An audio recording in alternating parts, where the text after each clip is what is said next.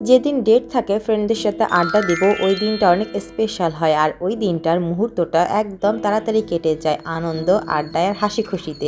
Hello everyone, this is me Asha Chowdhury, welcome to my new blog. আজকের ব্লগটিতে থাকতেছে আজকে আমরা ফ্রেন্ডরা মিলে একটা ছোট্ট পার্টির আয়োজন করেছি আর সেখানে কি কি থাকছে সব কিছু মিলায়।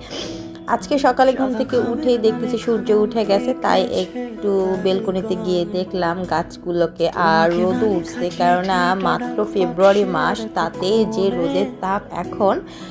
আর মার্চ পড়লে তো কি হবে সেটা জানি না আমি।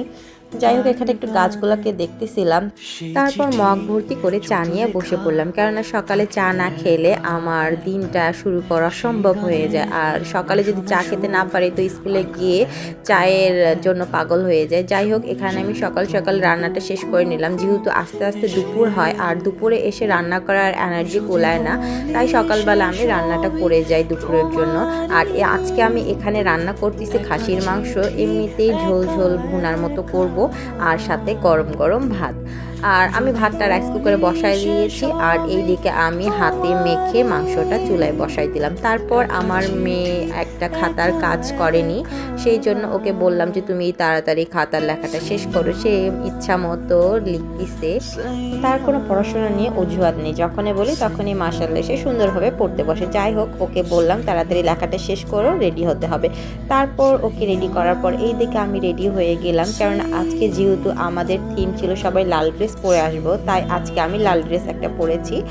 আর যেহেতু ফ্রেন্ডরা থাকবে তাই একটু স্পেশালভাবে যেতেই হয়, তাই না?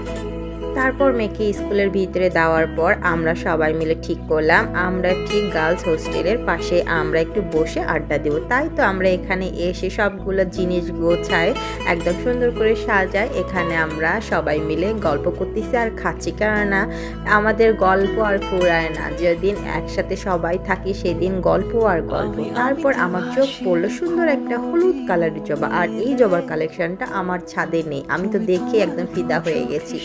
যাই হোক, এখানে আমরা গল্প আড্ডা একদম মেতে গিয়েছি সবাই মিলে, আর খাওয়া তো আছেই সাথে। মাঝে মাঝে এরকম ফ্রেন্ডরা মিলে আড্ডা দিলে আসলে সময়টা অনেক ভালোভাবে কাটে। আর আমরা স্কুলের ক্যান্টিনে বসে থাকি, সেখানে অনেক আওয়াজ, অনেক ভাবিদের গল্প, হাসি, আড্ডা সেভাবে হয় না, তাই আমরা আজকে ঠিক করলাম আজকে আমরা সবাই মিলে খাবো এবং নিরিবিলি জায়গায় বসে আড্ডা দেবো। যেহেতু রমজান মাস চলেই আসলো আর রমজান মাসের আগে স্কুল বন্ধ দেওয়ার কথা আছে, তাই আর কি আমাদের এই আয়োজন। আমি দেখলাম পলাশ ফুল আপনাদের কার কার পছন্দ? আমি তো পলাশ ফুল দেখেই কয়েকটা কুড়াই নিয়ে হাতে নিয়ে একটু ভিডিও করলাম। তারপর আমি এখানে আপনাদের দেখাচ্ছি আমরা এখানে আজকে কী কী আয়োজন করেছি। এখানে একভাবে সুন্দরভাবে মিষ্টি পিঠা বানাই নিয়ে আসছে, পিঠাটা অনেক মজা ছিল আর অনেক মুচমুচে ছিল।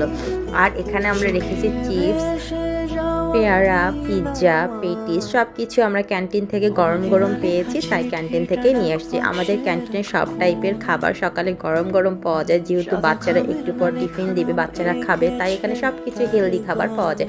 আর এই পিঠাটার তো আমি ফিদা হয়ে গেছি। তারপর ভাবি বাসা থেকে নারিকেল এনেছিল, সেই নারিকেলটাও আমরা এখানে ছোট ছোট করে পিস করে কেটে খেয়েছি। আর দেখতে দেখতে এত সুন্দর একটা মুহূর্ত কেটে গেল আমরা বুঝতেই পারলাম না। আর আপনারা যদি ফ্রেন্ডের সাথে এরকম করে আড্ডা দেন আসলে সময়টা অনেক ভালো কাটে। এখানে সবার দুঃখ, হাসি, কান্না সব টাইপের গল্প এখানে হচ্ছিল, যেহেতু মেয়ে মানুষ, আর মেয়ে মানুষ যেখানে থাকবে সেখানে তো গল্প ছাড়া আর কিছুই থাকবে না, তাই না? আর এখানে আমরা চারজন মিলে 4টা চিপস নিয়েছি, আর চিপস বরাবরই আমার অনেক বেশি পছন্দ।